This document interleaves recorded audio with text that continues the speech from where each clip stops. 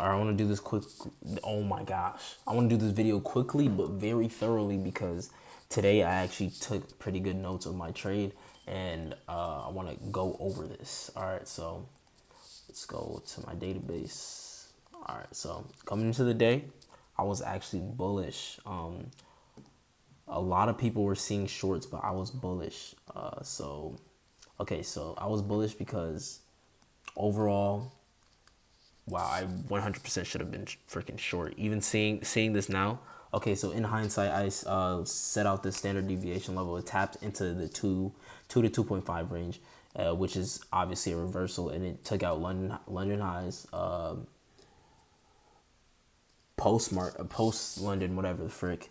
Okay, so opening, it was just like basic AMD accumulation manipulation lower, took out these higher time frame lows. So I was looking for longs, right?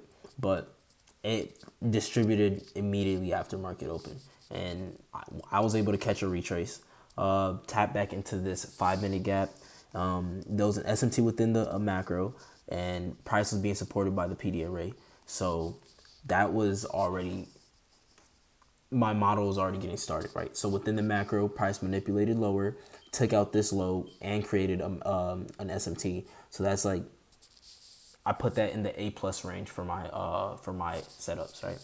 And this SIBI right here was being respected before it was okay. It was being respected, and as it was being respected, it was used to take out this low. So it swept liquidity using the BISI. So it once the BISI was inversed, it was considered a high probability inversion for me, right? So I didn't need to wait for any candle close. I just needed to wait for the retracement. Soon as it tapped back into there, I entered long for a 1 to 2 basically. On here it's 1 to 7, but on TopStep-X, I mean, it was a 1 to 2 for me on here. But here is where I made my mistake, and this is how I went break even. Let me find it real quick. Okay, where's it at? Is it right here? Heck no. Okay, clearly I'm just not gonna find it for whatever reason. But yeah, okay, let's go over where my mistake was. My mistake was my drawn liquidity, right? This standard deviation level is in hindsight, right? I wasn't looking at this while I was going through the trade, right? So I didn't even realize that we were retracing into this level, which was obviously going to be used to rebalance price, right? And we're trading above midnight open, trading above equilibrium, whatever, right?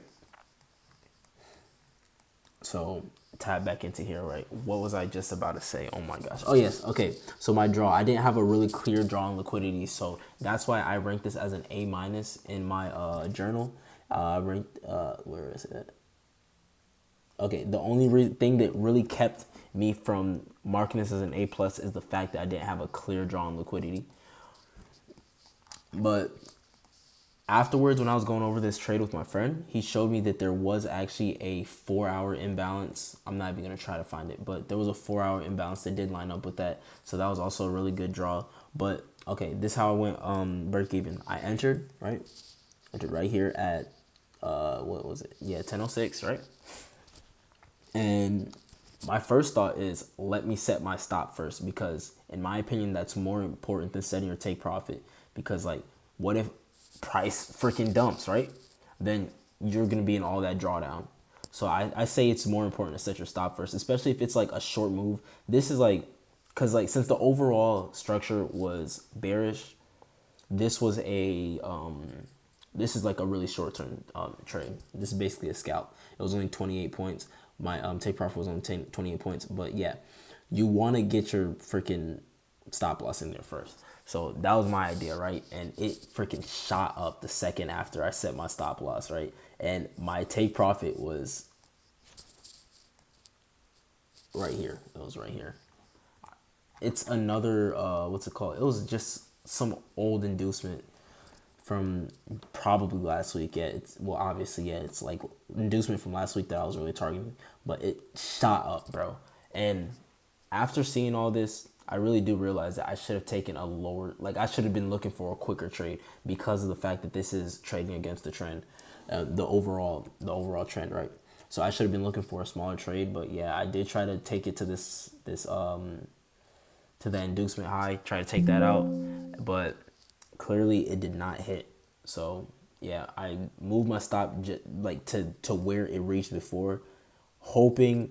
I mean, not my stop, my take profit, hoping that it would keep on going. But yeah, I set my stop loss to break even, which I'm completely fine with.